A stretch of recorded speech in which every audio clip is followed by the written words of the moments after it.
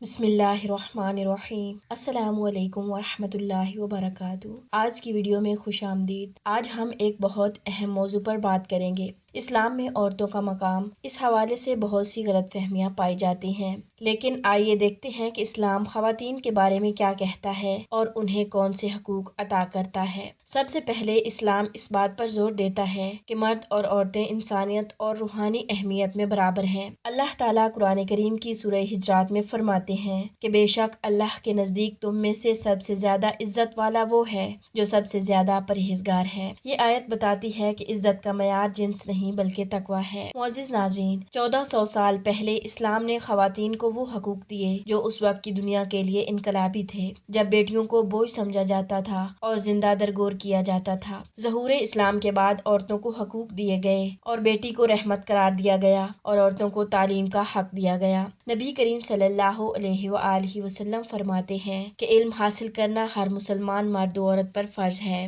ظہور اسلام کے بعد عورتوں کو جائیداد میں حق دیا گیا۔ عورتیں اسلام میں آزادانہ طور پر اپنی کمائی اور جائیداد رکھ سکتی ہیں اور اس کا انتظام کر سکتی ہیں۔ اسلام میں عورتوں کو شادی میں مرضی کا حق دیا گیا اور عورت کی رضامندی کے بغیر نکاح جائز نہیں ہے۔ اسلام میں عورت کو ماں بننے کے بعد وہ درجہ حاصل ہوا جو انسان کی سوچ سے بھی بڑھ کر ہے۔ ماں کا مقام اسلام میں بے مثال ہے۔ نبی کریم صلی اللہ علیہ وآلہ وسلم نے فرمایا کہ جنت ماں کے قدموں کے نیچے ہے۔ یہ حدیث اس قربانی اور محبت کی عکاسی کرتی ہے جو ماں اپنے بچوں کے لیے کرتی ہے۔ اسلام ماں کو بے حد عزت اور مقام دیتا ہے۔ اسلام خواتین کو معاشرے کے اہم رکن کے طور پر تسلیم کرتا ہے۔ تاریخ گواہ ہے کہ خواتین نے تعلیم، قیادت اور سماجی خدمت کے میدان میں نمایاں کردار ادا کیا۔ مثال کے طور پر حضرت خدیجہ الکبریٰ سلام اللہ علیہا ایک کامیاب تاجر تھی اور حضرت فاطمہ زہرا سلام اللہ علیہا ایک عظیم عالمہ تھی جنہوں نے اسلامی تعلیمات کو آگے بڑھایا۔ معزز ناظرین، بدقسمتی سے ثقافتی روایات اکثر اسلامی تعلیمات پر حاوی ہو جاتی ہیں، جس سے عورتوں کے مقام کے بارے میں غلط فہمیاں پیدا ہوتی ہیں۔ اسلام ہر طرح کے ظلم و ستم کو منع کرتا ہے، چاہے وہ خواتین کے ساتھ ہو یا کسی اور کے ساتھ۔ عورتوں پر کسی بھی قسم کا ظلم اسلامی تعلیمات کے خلاف ہے۔